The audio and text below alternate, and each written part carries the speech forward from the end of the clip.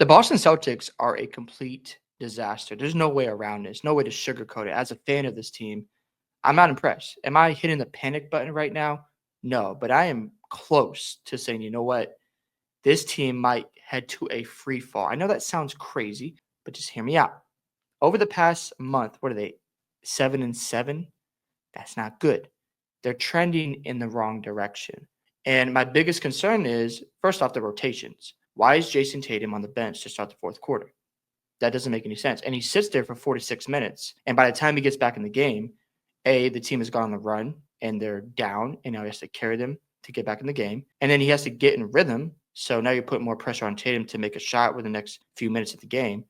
If I'm Joe Mazzulla and I'm making an adjustment, the first thing I'm going to do is start Tatum in the fourth quarter and sit Jaylen Brown, because I think Jaylen Brown should be playing more of the first half so he gets in a better rhythm. And you have those guys ready to close the fourth quarter. The next thing I'm going to do is give Kata more playing time. There are games where he's not playing at all, and it doesn't make any sense because one of the biggest weaknesses on the Celtics team is athleticism. We saw this against the Thunder where they pressed up on their guards. Pritchard couldn't score. Hauser couldn't score, and they had a tough time generating offense. So if I'm Boston, I'm looking at the situation and go, I have Kata who can get me rebounds. He's athletic, and it's a different look that you throw at the defense. I think the Celtics need to get another wing on this team because right now they don't have the right kind of depth to match up against a team like OKC. I know OKC struggles on offense, but defensively, it's an historic defense, and there's no denying that. Here's some numbers in the fourth quarter. The fourth quarter has been the biggest issue with the Celtics. In their 12 losses, the offensive rating is a 102.4. Defensive rating, 130.3. Net rating, minus 27.9. And the true shooting percentage, 50.8%. For offense, that ranks 28th. Defense, that ranks 29th. Net rating, that ranks 30th. And true shooting percentage, that ranks 30th as well. That is concerning. Derek White has hit a slump over these last 4 games. He's shooting 3 of 29 from 3 and 8 of 36% from the field. That's bad. So there are some concerns here. I think you just can't look over and say, well, they're just going through a slump. Yeah, you could say some of that is going on, but these are habits you're building. And if you don't start to turn things around, well, guess what? By the time you reach March and April, yes, you might be second or third in the Eastern Conference, but you got the wrong mentality. I don't like the idea of coasting because a team like the Cavs are hungry. They're going to be ready to play against Boston, and you got to go to Cleveland to beat them to win a playoff series. The other team is Oklahoma City Thunder. They've been playing elite all year long. I don't see either of those teams going through this slump right now. Could they at some point lose 3 of the next 4 games or lose 4 in a row? Possibly. But let's look at the Celtics. The past 2 games, they could have lost to the Pelicans. If McCollum makes that game-winning layup, we're sitting here talking about how the Celtics lost to the Pelicans and the Raptors in back-to-back games. That's embarrassing. That doesn't, I don't like that at all. I saw a play last week against the Kings I was watching. After I watched the Kings game, I was like, I can't watch the Celtics right now because they've been horrible. There's a play where Keon Ellis was running along the sideline or the baseline, and Jaylen Brown, he was not near his assignment. So he's lollygagging to Keon Ellis in the perimeter, taking his time to get in position to play defense. And Keon Ellis did a simple crossover, and Jaylen Brown just reached his hand out to the left, and Keon blew right by him. And my biggest issue with that is he's not playing with enough energy and effort. So I've seen this throughout the roster. There's a point in the fourth quarter against the Kings where I don't know who shot the 3. They missed it, bounced off the rim. I think they missed again. And then on the third offensive rebound, it went to Sabonis. Nobody put a hand up on him. I've seen this countless times where they put a big guy on their guard and somehow they get lost in switches. And I understand that, like, the idea of, like, you want to have your big guys playing out the perimeter sometimes, or you have Tatum in the paint just to, make sure that pick and roll doesn't get taken advantage of.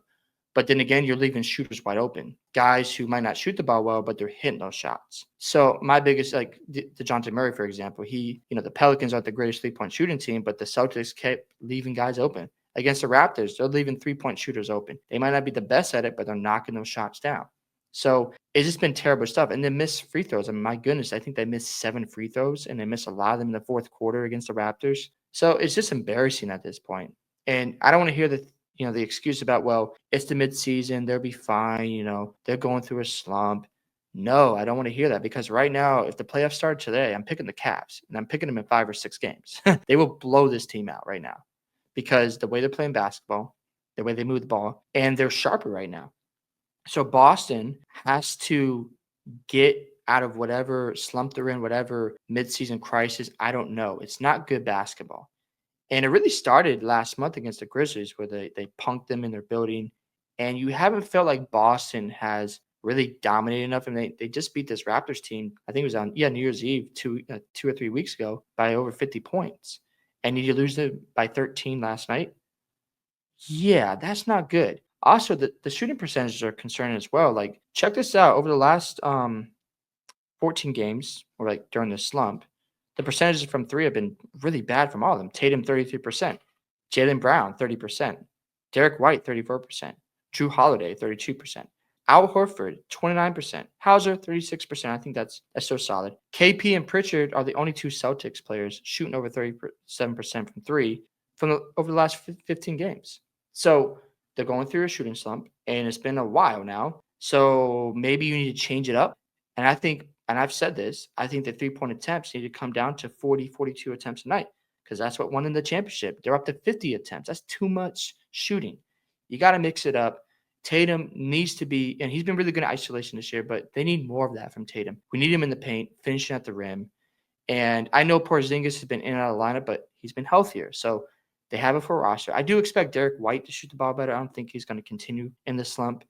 I do expect Tatum to eventually break out of it. Jaylen Brown, we'll see about him, but he's been like a 33, 34% shooter from three. Even last year, I think it was like 33, 34%. But they feel different. And defensively, they're abysmal right now. It's not good. And my biggest concern now is tomorrow you have the Magic, who's very athletic. I know Franz is out, but Banchero's back. Then you have the Atlanta Hawks on Saturday.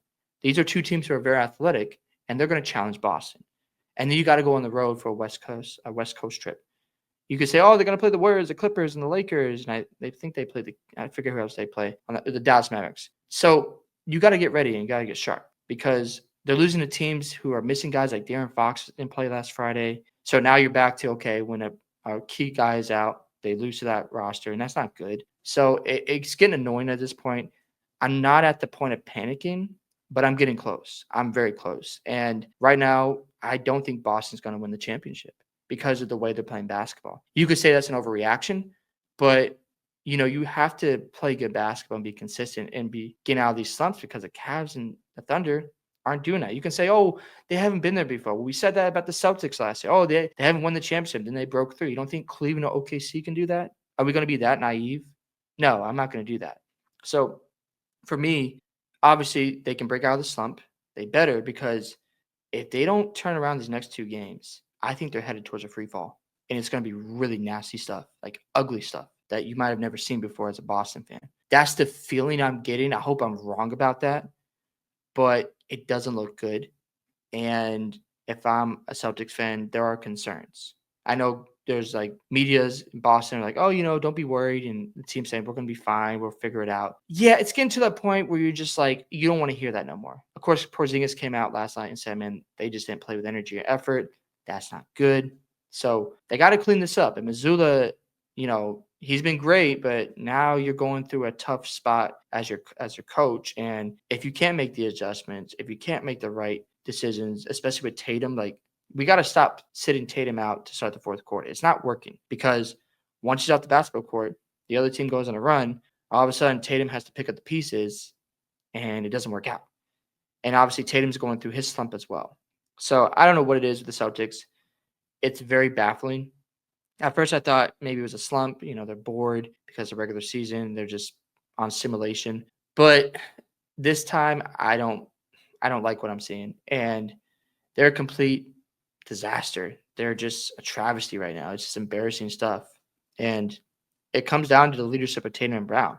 You can't keep relying on Holiday and Horford. I mean, those are veteran guys who are going to hold people accountable. But Brown and Tatum need to lead the way. They need to turn this ship around because I'm telling you right now, if they lose to the Magic and Hawks the next 2 days, there's going to be a lot of worries in Boston because now you're looking at going, yeah, now they're under 500.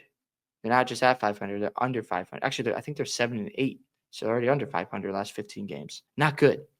We can talk about they had a great West Coast trip, but you don't feel like they're dominating right now. Things seem off. Obviously not shooting three ball well. Other teams are shooting out of their minds, but they deserve credit because they're knocking down open shots. Boston doesn't want to defend them. So they got to figure this out, decide what you want to do on defense, figure out what you want to do on offense, and pick it up. Because, like I said, if this keeps up over the next 5 to 10 games, I'm telling you, it's going to be a massive free fall and it's going to be bad. So, yeah, hope you guys enjoyed this video today. I'd love to hear your thoughts on the Boston Celtics. Are you panicking right now?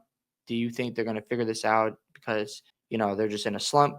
Do you think they should make a move at the trade deadline? Love to hear your thoughts. Don't forget to like and subscribe to the channel, and I'll catch you in the next one.